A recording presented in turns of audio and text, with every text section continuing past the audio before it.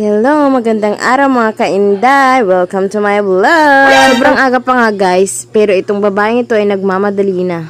At alam niyo ba mga kainday kung saan ang punta niya? Sa piyestahan lang naman, pero kala mo naman kung saan pupunta. Isakay nga kami mga kainday sa tricycle ng aming tiyuhin na pinakapogi sa lahat. At tatay naman ni rin katabi kong nakaupo sa tricycle na itong tawa ng tawa. Na kapag makukunan ng camera ay ayaw magpako dahil nakakahiya daw, mapapanood daw siya ng buong barangay. Ayaw mapasama sa video ko at ako raw ay puro kalukuhan.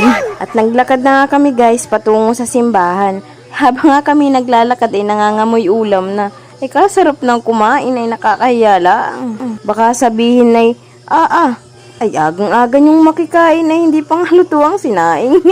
Ay sa totoo nga lang guys, ay kaya naman kami napadpad dito ay hahawak nga sa binyag itong aking kapatid. Sinama lang naman talaga ako niyan para maging alalay. Pero taga-kain na rin. Pagkadating nga pala namin guys ay may nakapagsabi sa amin na alas 10 pa naman daw ang misa. Pero may seminar daw ng alas 8.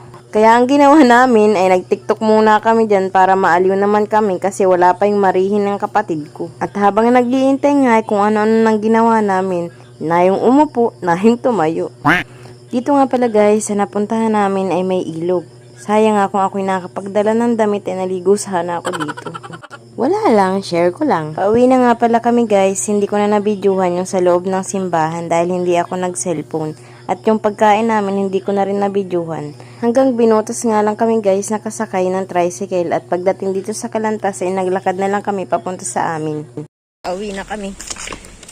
Lakad pa uwi. Stand pa more. Takaw kain. Ay alam nyo ba guys, kahit kami galing pistahan ay gutom pa rin pag uwi.